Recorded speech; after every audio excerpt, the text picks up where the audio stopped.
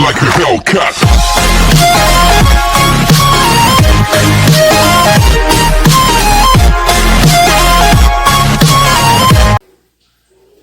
Improvisar aqui. Bom, pessoal, começando a responder essas questões de força elástica, a primeira questão fala o seguinte: eu tenho uma mola que tem uma constante elástica de 2,5 kg Newton por metro. Quando ela for comprimida de 12 centímetros, qual será a força elástica existente nessa mola? Tá?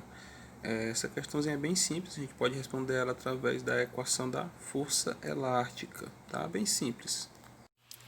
A gente pode observar, pessoal, que na questão ela deu a constante, né, que é 2,5 kN por metro.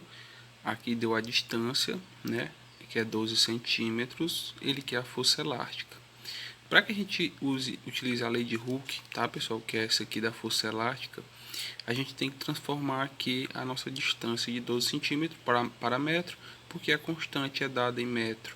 Então, se você voltar duas casas decimal para a esquerda, você vai ter 0,12 metros. Agora é só substituir na expressão kx. Então, ó, a gente vai ter, ó, o k 2,5 vezes 10 a menos 3. Por que vezes 10 a menos 3? Quilômetro, tá? São 3 casas decimais depois do metro. Então, 10 elevado à terceira vezes 0,12. Então, a nossa força elástica vai ter... Eu vou transformar 0,12 em notação científica para a gente trabalhar igual, ó. Passar a vírgula duas vezes para a direita, você tem 12 vezes 10 a menos 2. Ou seja, a força elástica vai ser de... Eu já fiz aqui para vocês, ó, deu 30. 30 vezes 10 elevado a 1. 3 menos 2, 1. Se eu passar a nossa casa decimal aqui para a direita, eu vou ter aqui uma força elástica de 300 Newton, tá? Então essa é a resposta da nossa primeira questão. E a segunda questão, pessoal: um garoto foi à loja comprar um estilingue e encontrou dois modelos, um com borracha mais dura e outro com borracha mais mole.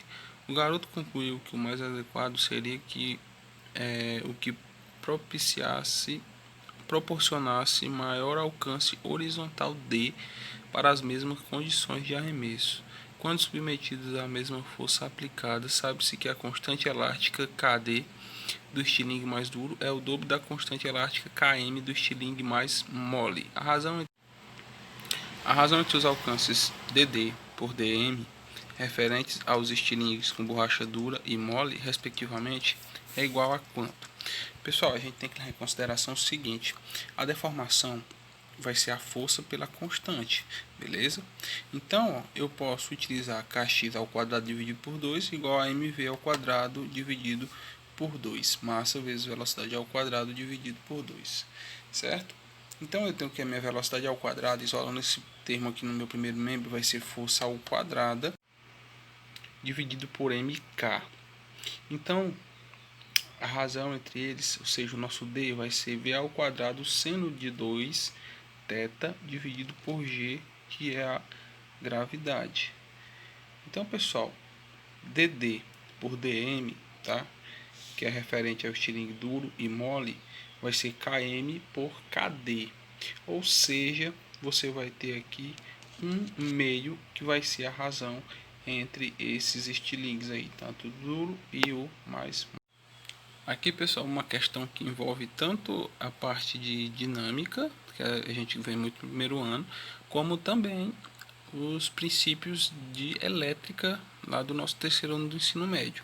Então a questão diz o seguinte: desenvolve-se um dispositivo para abrir automaticamente uma porta na qual um botão, quando acionado, faz com que a corrente elétrica 6A, 6 amperes, percorre uma barra condutora de comprimento L 5 centímetros, cujo ponto médio está preso a uma mola de K igual a 5 vezes 10 elevado a menos 2 N. Então, o sistema mola condutor está imerso em um campo magnético uniforme perpendicular ao plano. Quando acionado o botão, a barra sairá à posição de equilíbrio em uma velocidade média de 5 metros por segundo e atingirá a catraca em 6 milissegundos, abrindo a porta conforme a figura no enunciado aí, tá? Essa é a figura, certo? Então, a intensidade do campo magnético para que o dispositivo funcione corretamente é de quanto, tá, pessoal? A gente vai ter que fazer uma equiparação. Olha só, a gente tem aqui os pontos OC, tá? Que são esses pontos aqui da figura, certo? Eles me dão o produto da velocidade média pelo tempo, tá certo? Que é a velocidade média do acionamento lá da catraca e tudo, e o tempo que é utilizado para isso. Então, OC vai ser a velocidade média é 5, dada pela questão, vezes o tempo, que é 6 vezes 10 a menos 3. Multiplicando isso, fica 30 vezes 10 a menos 3. Como eu quero em centímetro, então eu passo aqui uma casa decimal da minha direita para a minha esquerda, diminuo aqui uma expoente e eu tenho aqui 3 centímetros, aqui a minha distância OC, tá? Os meus pontos OC, que serve para componente X, tá? Já que ele está no plano X aqui da nossa imagem. Então, a força elástica é igual a Kx max, que vai ser igual a constante de OC. Então, a força elástica vai ser 5 vezes 10 a menos 2 vezes 3, que é a distância de OC. Então, pessoal, a força elástica vai ser 5 vezes 3, 15 vezes 10 a menos 2. Agora, eu sei que a força magnética é campo vezes corrente elétrica vezes o comprimento, tá? Isso aí vocês nem precisam se preocupar agora, isso é mais lá no terceiro ano do ensino médio em elétrica. Então a força elástica vai ser B, que é o que a gente procura, vezes a corrente 6 vezes o comprimento 5 vezes 10 a menos 2. Então eu posso igualar a força magnética e a força elástica. Força magnética B vezes 6 vezes 5, 30, já fiz direto, vezes 10 a menos 2, igual a força elástica 15 vezes 10 a menos 2. Então, nosso campo vai ser 15 vezes 10 a menos 2, dividido por 30 vezes 10 a menos 2.